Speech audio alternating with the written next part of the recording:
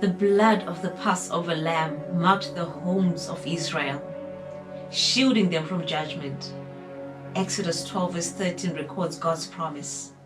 When I see the blood, I will pass over you. That night, the blood on their doorposts meant life instead of death. But that wasn't the final Passover. It was just a shadow. The real deliverance wasn't through an animal's blood, but through a person's. Hebrews 9 verse 22 makes it clear, without the shedding of blood, there is no forgiveness. That's why Jesus came. That's why he bled. Jesus is the Lamb, the perfect, sinless sacrifice. 1 Peter 1 verse 19 calls him a lamb without blemish or defect. The blood of animals could only cover sin temporarily, but Jesus' blood removes it forever.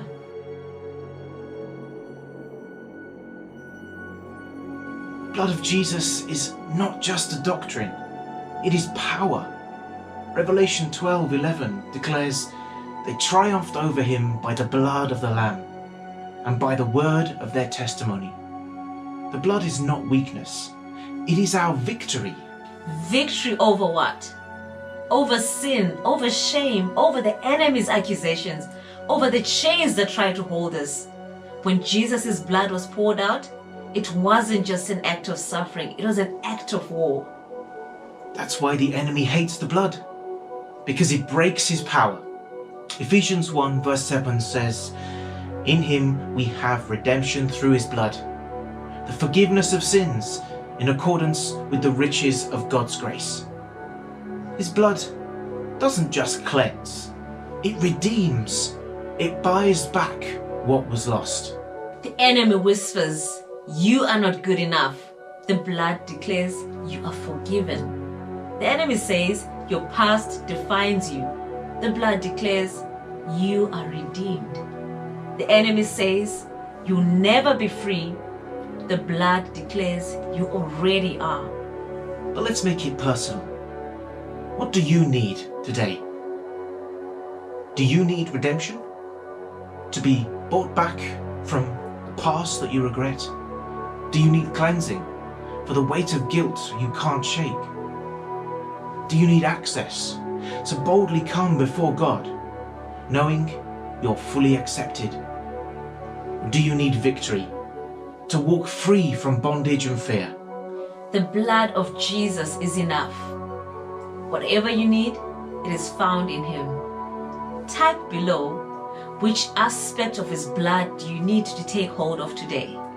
Maybe you've always associated the blood with guilt, with sin, with your failure. But the blood isn't about shame, it's about grace. The blood doesn't condemn you, it cleanses you.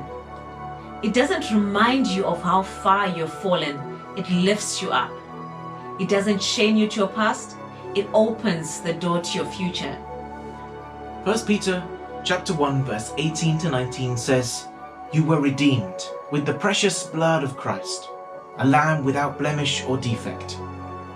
Precious, not ordinary, not cheap, but costly. And yet given freely for you. The blood of Jesus still speaks today. It still redeems, it still cleanses, it still gives access to God. It still secures our victory. Walk in that truth.